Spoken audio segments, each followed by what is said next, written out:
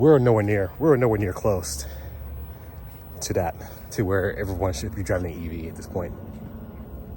You know, a few hours for me to before I stop again. Otherwise, that's 20 minutes I'm gonna sit here and waste. If you notice, most superchargers I've been to, I've always had the superchargers against like the curb, and you have to pull up. And it looks like these are set up almost like they're getting ready for all cars to be able to utilize.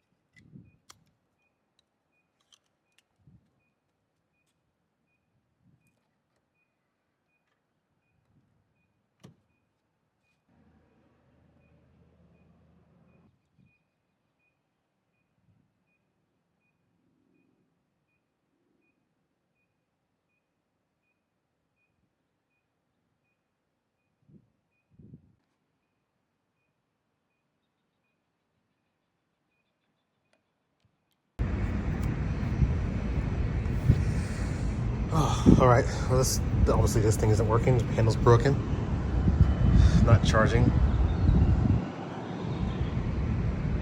little frustrating.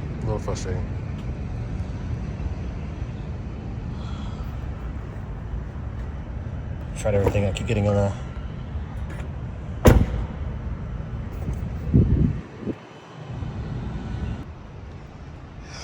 and looks like this handle's gone. Oh, this handle's in this van.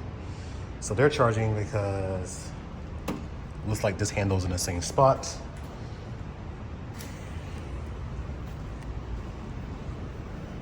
This is frustrating. And this handle is, oh, they took it for that leaf. This one's also broken, not connecting.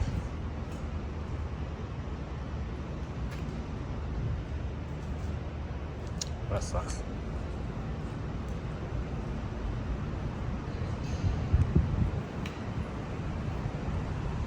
All right, so I'm not even getting a charge today.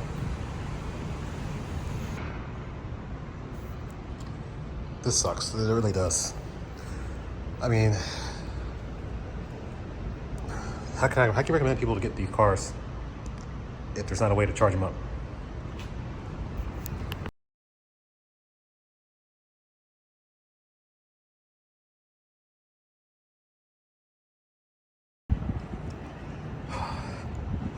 So I was just able to charge here just the other day, and now this handle's broken.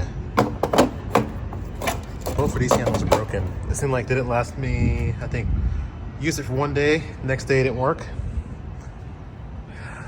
Again, the same cars are over here.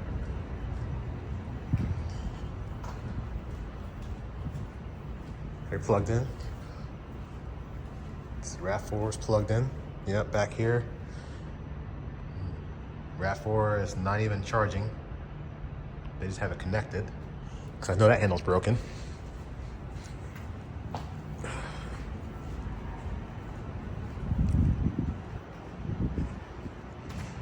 The van is here again. Got the good cable. And then there's a plug-in Prius. That's not charging. Let me see if their handle's broken.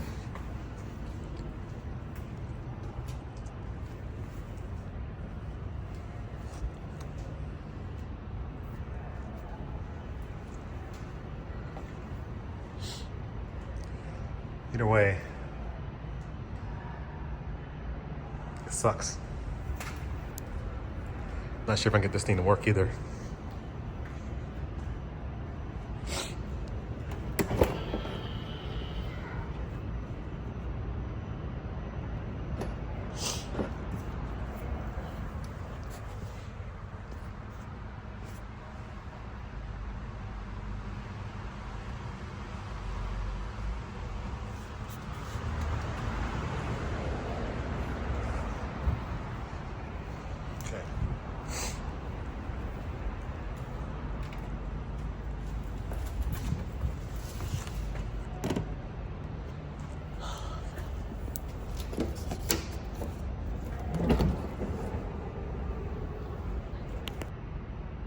All right, let's plug this in.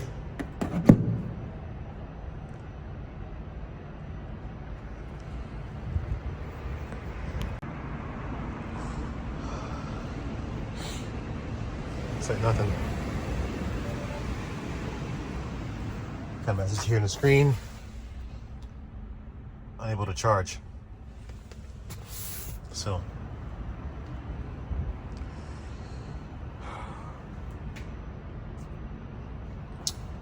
Now these chargers are for employees only. I have to actually get special access to these chargers through my employer. So these still have the same restrictions. You can only sit here for 4 hours, then leave. So I'm gonna pull in back into one of these spaces.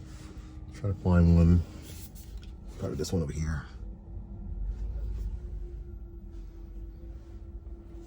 I'm gonna check my mirrors. You guys check the cameras.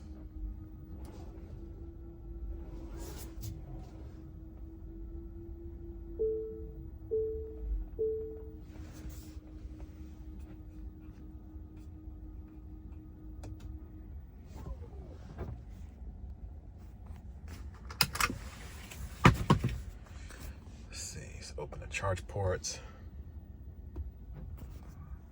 All right, so plug in to the charge vehicle.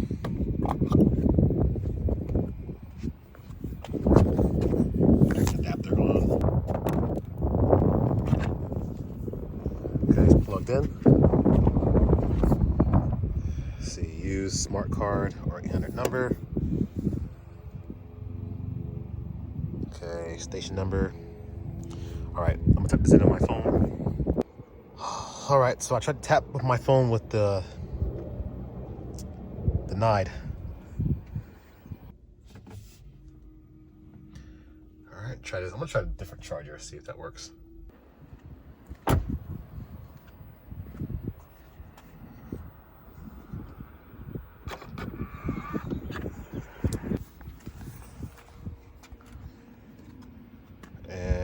Same message. And look at that. I actually found out I had to put a special code in. I couldn't just use my tap to connect. I don't know, maybe because it's work related. But yeah, the car's charging. So let's see if I got the green symbol in here. Yep, it is charging. All right, so that I think once I figured this out, it worked. So that's what I got here.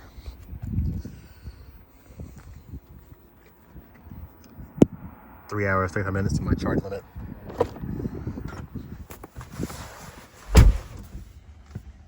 Charging at 6 kilowatts.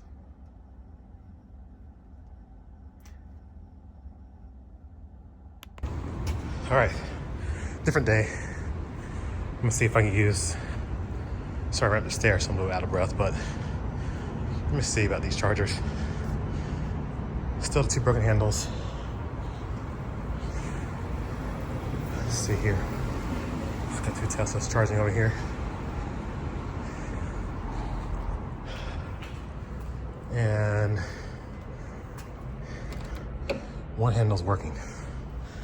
All right, so I can move my car up here. Let me move my car. So it looks like I'm gonna make it. I'm gonna pull one in here.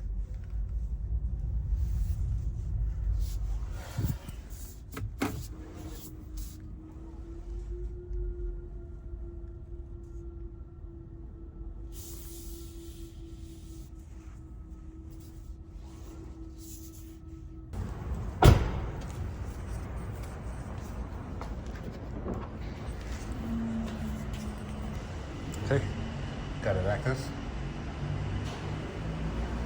Plug it in.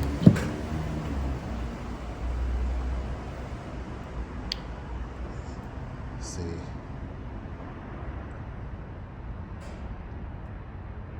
And it's gonna work.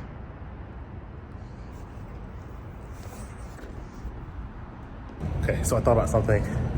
The chargers being the way they are, someone could easily, I guess, unplug me. So I put a lock on there so that way there'll be some effort. I don't think somebody's gonna unplug me and plug me into their car.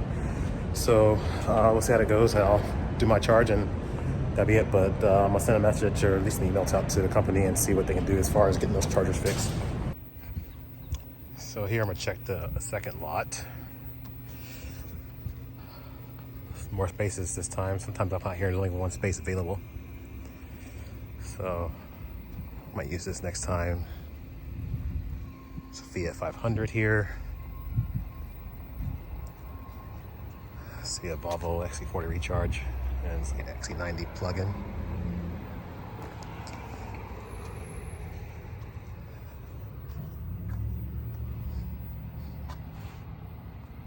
It's not even charged, they're just plugged in. How about this other Volvo?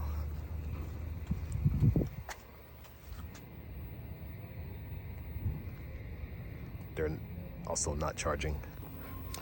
So this is what we're dealing with, is people who said those two cars behind me, we see back there, are plugged in, not charging. Looks like the Fiat says charge complete on his car.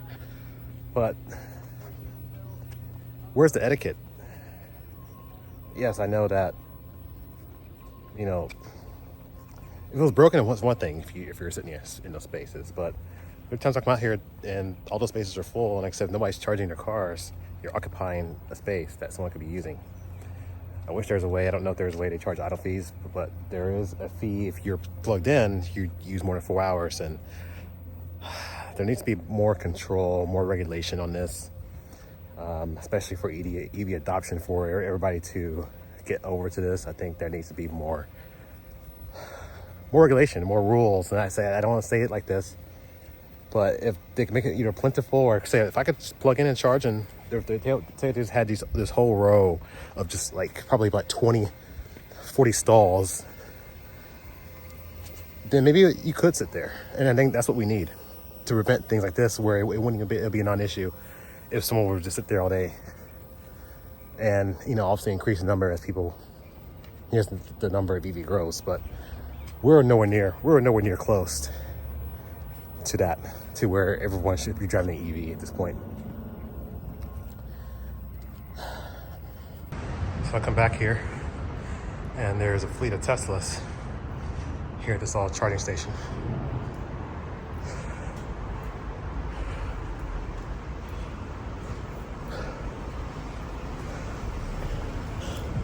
So I'm done.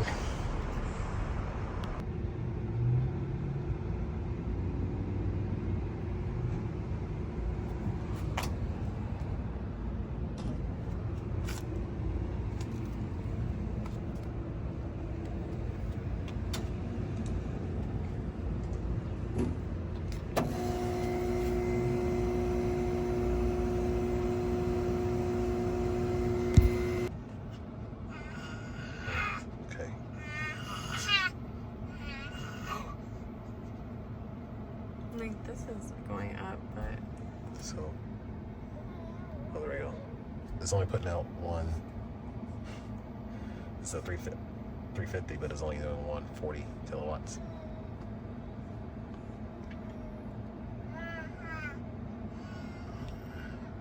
But the other one's a 150, so I guess it doesn't make much sense to move. Maybe it'll ramp up.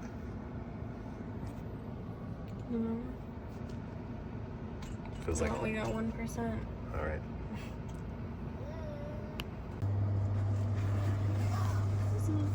She knows.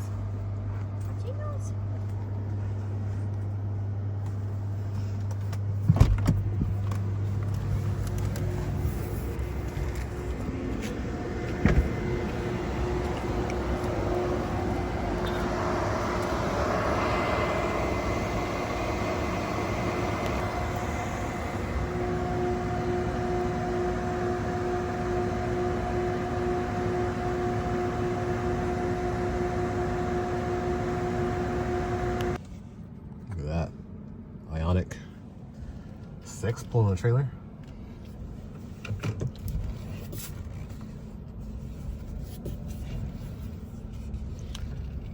Pull over here, blocking those stalls.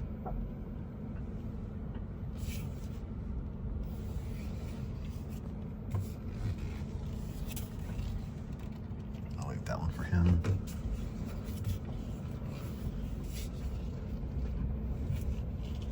Pull up here in this one.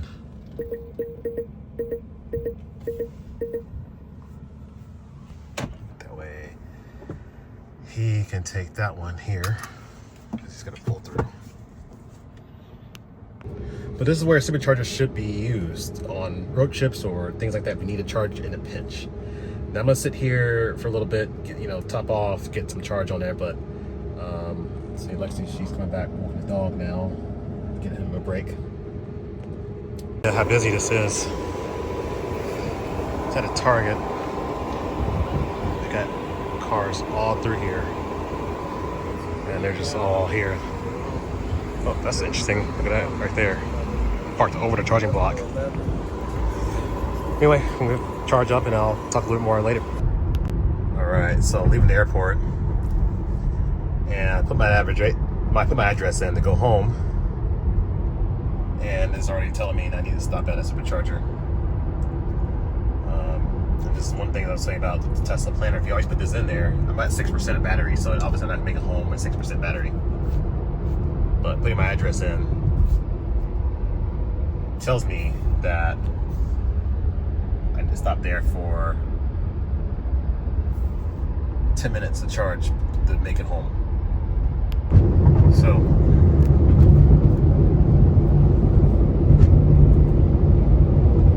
left the airport with 5% now to get to Supercharger. Stop there for 10 minutes. I'll arrive at Supercharger with 2% left, and then from there I'll have enough to get home. I get home with 7%. So it's one thing to Tesla planner leaving the airport, just leaving Sacramento Airport. But yeah, so I don't have to think about where I'm going.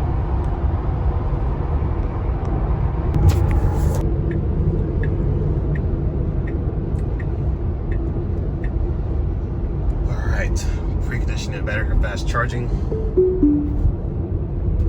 That just came on as I'm right here. I guess the car knew how much preconditioning it needed to charge. Sometimes that happens earlier, sometimes it happens later. I don't know what the car determines. And I want to say maybe it didn't precondition the battery. Hold on a second.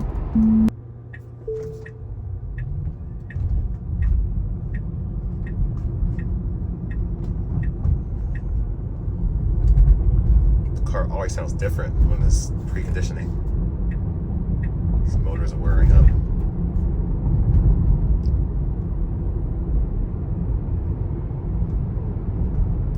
Alright, so I left my house with 23%. Dropped my mom off at the airport. So when I got there at 7%, and then obviously it told me to charge my way back home. So I think I was trying to prove to my mom that I don't have range anxiety anymore, that I could that this EV thing is working out. And I'll probably be the only one here.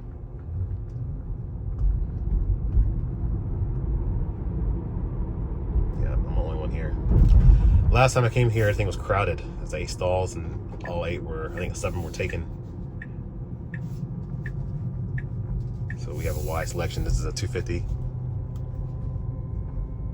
kilowatt charger.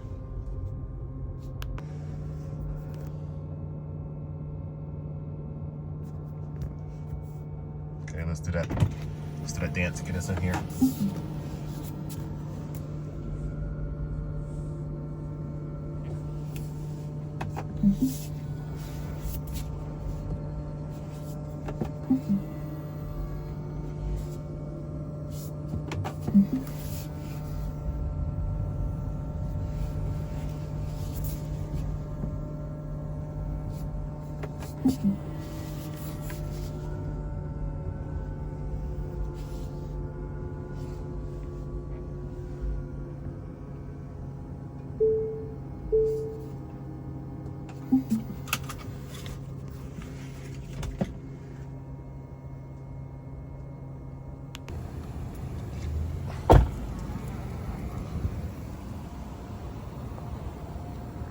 I never get close enough because I'm not a Supercharger Pro, so I don't ever get close enough to these.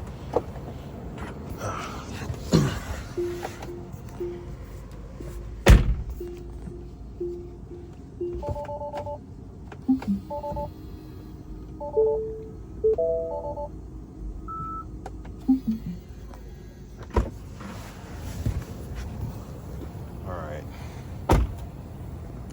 So plug this in. Press a button here. Start. See what happens. There it goes. Talking to it. Starting to charge.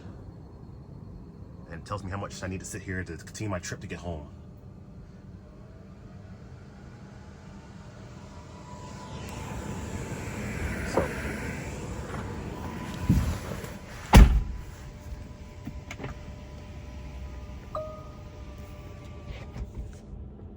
So 5 minutes to continue my trip is all I need. There's no like sitting here for an hour, or people think that in order to get your charge. It's just like you're just kind of topping off the gas or whatever you need to do to get to your next destination. And like I said, I'm already at 3%. I'm ramping up pretty fast. 176 is climbing up there. It's not 250 yet.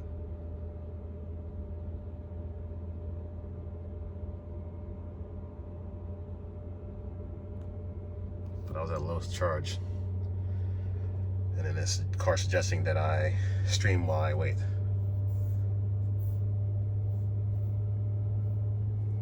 And like I said, I can sit here and watch a show for like 5 minutes or watch a YouTube video. I have options here. So.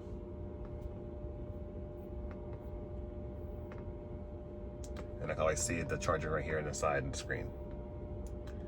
But for the sake of video, I'm just going to watch the screen here of the charging.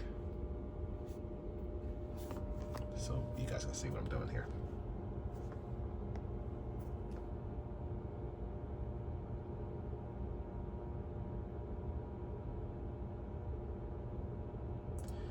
When you charge, one thing I know that I can tell you that you hear a lot of fans running. The car is running an external fan. The Supercharger is running a fan. I think that's all to keep everything cool because it is shooting so much power into this battery at so fast that the battery is heating up. It's like when your phone, you put it on a charger and you take it off the charger, it's warm. You know, or anything, a battery pack you put in is warm, it feels warm when it's charging. It's hot, and the same thing with the car. Imagine it charging really fast and the battery pack is warm. That's what it's doing. So this is cooling it off at a quicker rate. I don't think I'm gonna hit 250 with this one.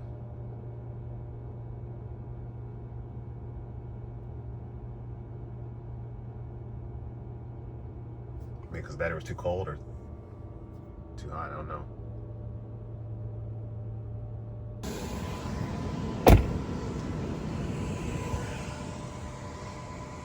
I know there's a lot of charging videos out there.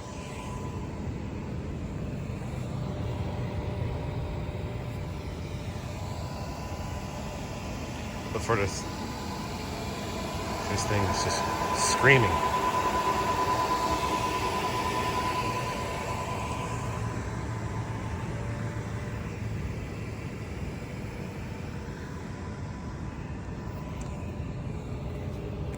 So right now the fan isn't running. So probably because I was running the climate control could be the reason why I'm hearing more than fans.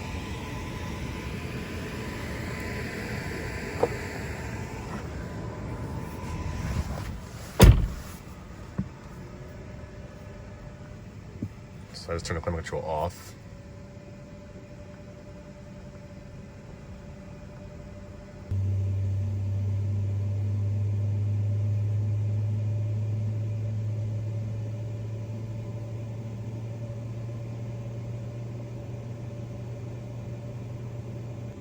And then here we go. It tells me I have enough charge to continue my trip. And if I want to go all the way to 80%, I can, there's like 25 minutes left, which I may just go ahead and do just for the sake of the video so you can see the cost of it, because I'm always been topping off.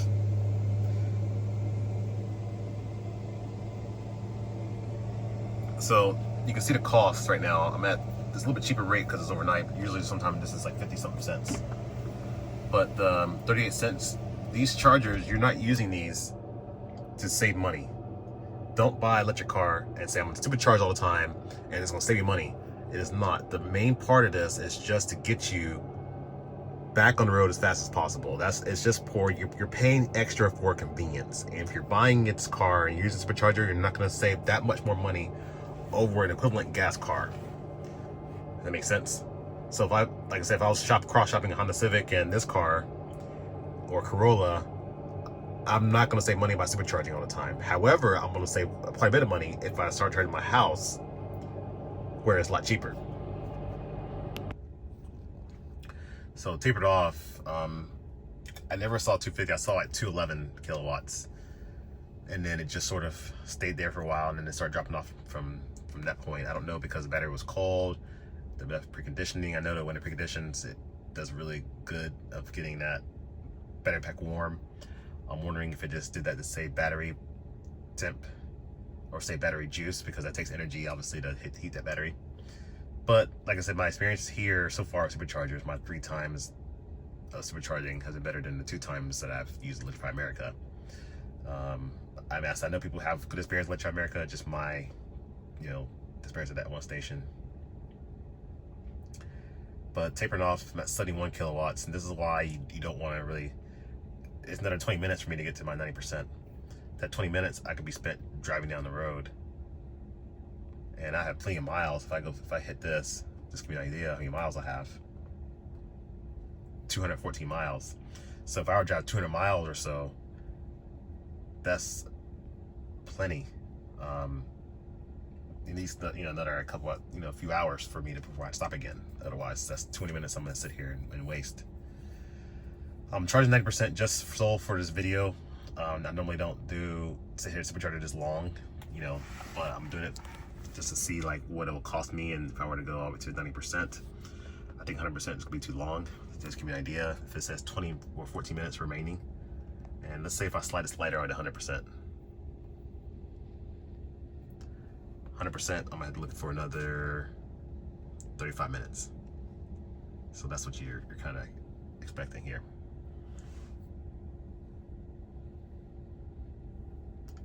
Says the estimated range is 300 miles. Now people are like, well, isn't the car rated at 315 miles? It is, but the mileage is dropping not because of battery degradation, because like I said, I don't supercharge hardly ever. People talk about, oh, if you supercharge, your battery degrades, and that could be true, I don't know, but I charge mostly at the house. This is my 3rd supercharging session ever with this car, so it can't be that. I think it's just the car calculates, and the manual even says that the range could decrease as a car learns your driving style and your habits, and kind of estimates how many miles you get based on your driving style and your driving habits.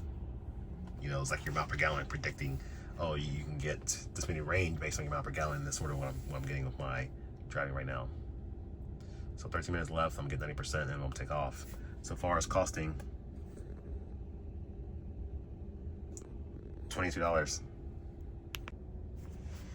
All right, this message popped up. Never seen this message before, although I don't supercharge that often, but saying that the charging at the expected rate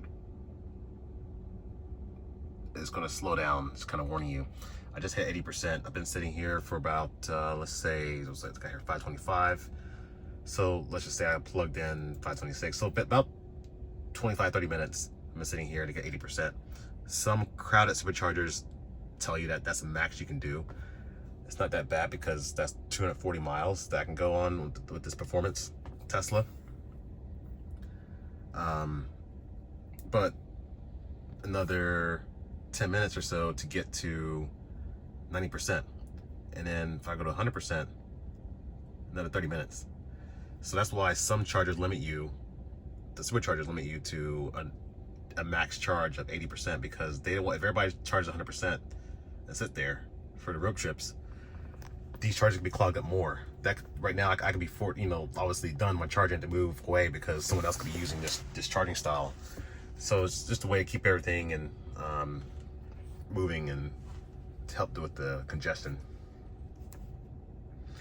But in this time, 30 minutes, I could have went inside. If I was on a road trip, could have went inside, Could have grabbed a bite to eat, could have sat down and grabbed a bite to eat, used the bathroom, anything I could have done. And then came back out, and then I would have had a decent amount of charge, and I would have been rested enough to continue the trip. All right, last one to cover is the cost.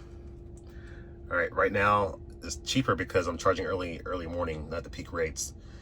But 67 kilowatt hours. Remember I said the kilowatt hours, think of it like the tank size of the battery, your gas tank. Just look at it that way. And how much energy it costs per kilowatt hours, think of it per gallon. 67 kilowatt hours is what I put in so far. The price of the 38 cents. And you can see it's $25. If I had a Honda Civic, or so the 12-gallon gas tank, car gets 40 mile-ish for a gallon. You're looking at about $42 with gas costing about $3.50. So $3.50, you're looking at about $42. So I'm saving some money if I had an equivalent gas car, but it's not the best. So where I came from a Honda Civic Type R. The Civic Type R would have cost me, for the same, here, especially here in California, gas is higher, $5.99. That would have been 74.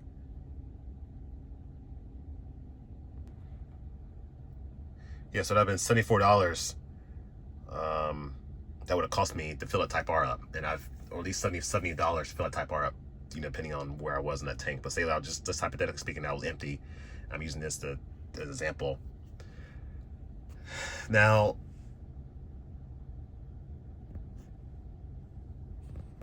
let's say, for example, I was charging right now. I'm basing on a peak rate. This rate right here. If I was charging at a peak rate, would have been 50. I think this 55 cents at some superchargers. This could have been easily $36. So $36 versus $42 for the similar car, gas car. You're not saving that much more money, considering the cost of a Tesla Model 3 compared to a Honda Civic. Now here in California, that's where the gas cost is higher. But also here in California, most people aren't going to qualify for the tax rebate either. Now let's say this: if I just say, what, I'm saving money. You don't really save money buying this car. I fill it 3 times a week with gas where I work. If I had the Range Rover and just said, okay, I'm just using that car as my only car because it's got the family car, it's got everything else I'm in there, it'd have been $120 for me to fill that tank up. $130. And let's just say that's at least 2-3 times a week. I'd be saving $100 even using a public charge station. $100 or $200 a week. So $200 a week, you add it up times 4, weeks in a month, $800. And then plus that's me using public stations. Imagine if I was charging at home. So yeah, I am saving some wear and tear and not having something else. So it sort of goes hand in hand. But almost done. You can see that the cost doesn't rise that much. We're looking at about 26. Put in 70 kilowatt hours in here.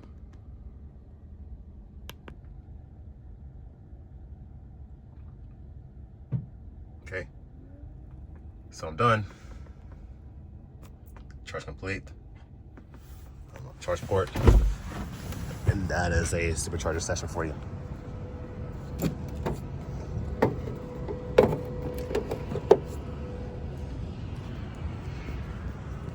$26 on this.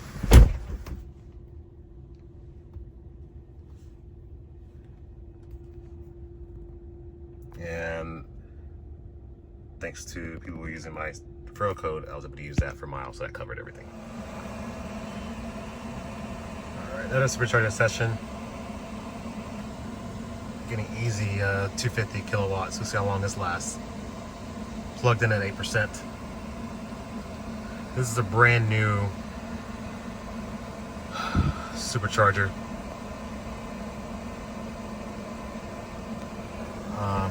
This one is set up a little differently. Because if you notice, most superchargers I've been to, I've always had the superchargers against like the curb and you have to pull up. And it looks like these are set up almost like they're getting ready for all cars to be able to utilize, because any car, even the F-150 that, for example, they couldn't reach the Tesla cords, they can come all the way up here, nose up, and be able to utilize the cord length. It's probably interesting that why Tesla didn't make the cords longer and they just redesigned the way that they implemented them. I think this way it works a bit better. They have a little post here to protect damage, so that way nobody can really run over these things and damage the units themselves. But I'm wondering, just for efficiency purposes, is why they decide that these cords are probably the best. But I like it because no matter what stall you choose, I could pick whichever one works better for my car. So if I want to use this one, I want to use one over here, or if I can use any one of these. But as of right now, it just says Tesla parking only.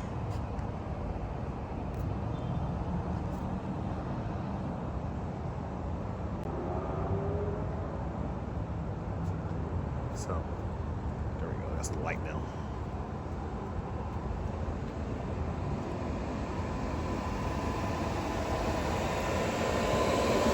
This is a much better supercharging experience here. First, getting the one that's like, this is brand new. I would expect it to be less, but just now tapering off 20% at 230. See what, this car doesn't have the curve very long. It seems like at 250, it hits 250 and just immediately tapers off right around 20%.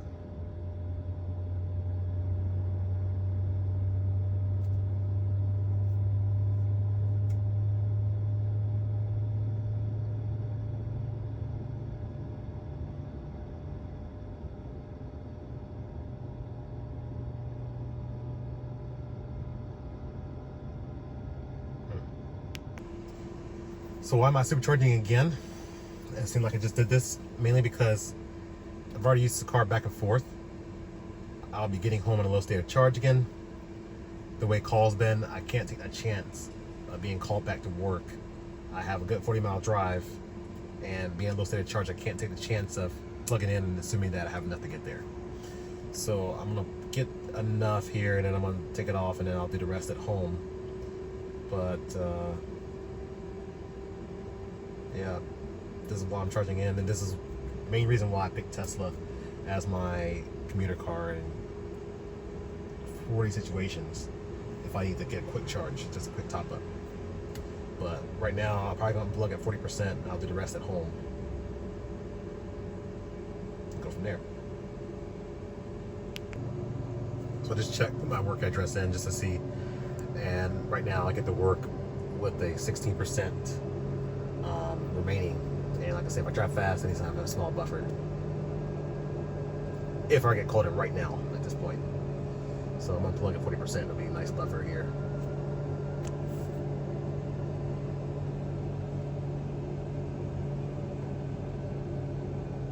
Here we go, stop charging. Lock. Alright.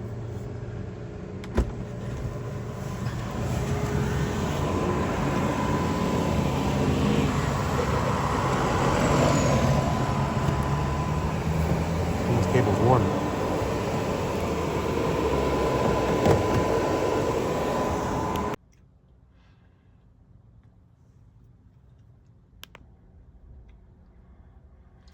Alright, so I'm plugged in at a level 2 charge point right here. And it's free. A lot of people just leave their cars here, but I do it sometimes top off. But just give you an idea of what it's like. I'm at 19% starting off. And it's automatically gonna be like 8.5 hours, if not more. 6 kilowatts is the max that this can do.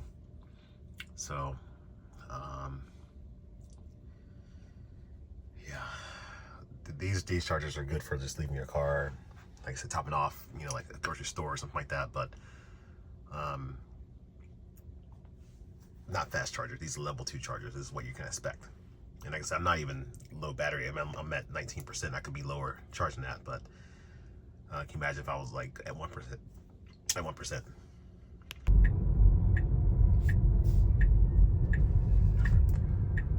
So pull up to another Supercharger.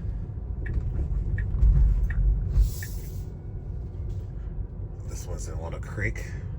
It's like one person sitting here so far.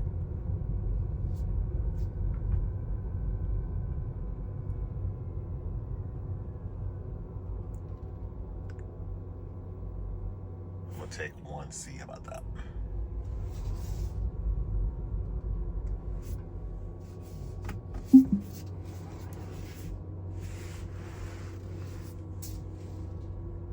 My problem is with these Superchargers, I don't back up far enough in there. I keep forgetting there's a short cord, so I really had to go like right there.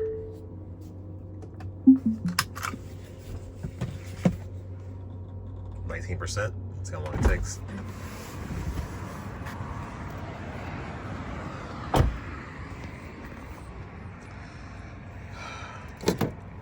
Grab this. Plug that in. And we are charging.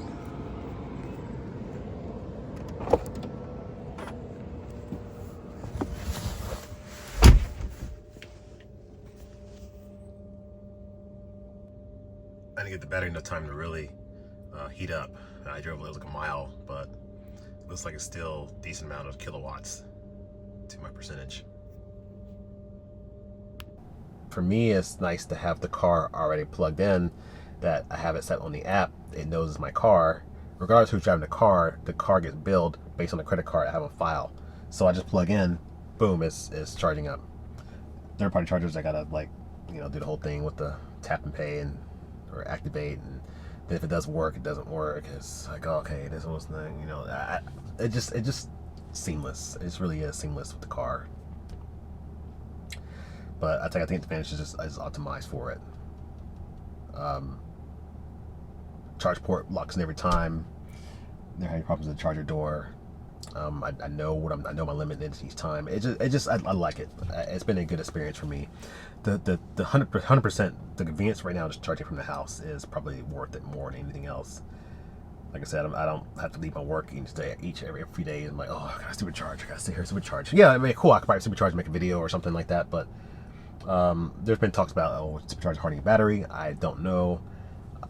People on the forums talk about, I supercharge my car every day and they don't have any problems. No degradation or something. There's people who say that reliability go. I think your battery's going to degrade at some point. I don't think that there's really no way to protect it, but for me, it's just cheaper for me to just charge it at the house and go from there. For example, if I got to sit here for a minute or use a supercharger, I can sit there and then I can do, I can just put up my YouTube on the screen. I can watch a movie on Netflix, Disney Plus. If you have kids and family with you, to keep them entertained. If you have a Model X or a Model S, newer one, like let's say like a 2022 or 2023, I don't know what year they did the refresh, but you have the screens in the rear too, so your rear passengers can watch the shows also.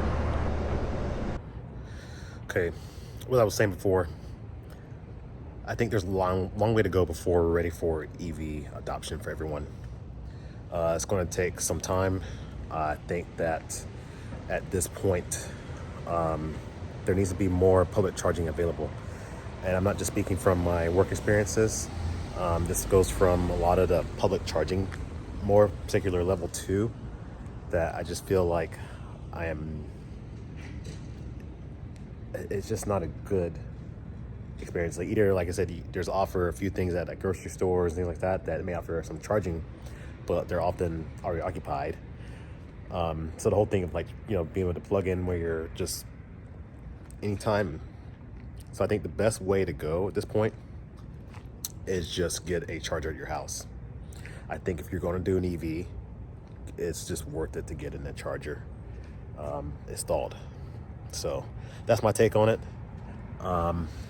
You can obviously do your thing. If you're going to buy an EV, regardless of Tesla or whatever, if you're going to rely on public charging, I think your experience is going to be pretty disappointing unless, like I said, you just stick to Tesla and use superchargers. But then again, that ties up the superchargers. Everyone is on that mindset that the superchargers only get more crowded. So I think, first of all, you're not going to save anything with supercharging all the time. You're going to be spending, depending where your gas cost is, it could be almost the same cost. The supercharger is just for convenience only. That's where the benefit is, just for your convenience and the fact that it gets you back on the road quickly. Anyway, found the video helpful, give me a thumbs up, and I'll see you in the next video. If you want to know how to drive a Tesla for the first time, click this video here. If you want to see me take delivery of a Tesla, here. And if you want to watch the other charging videos I did before, click right there. Anyway, thanks for watching.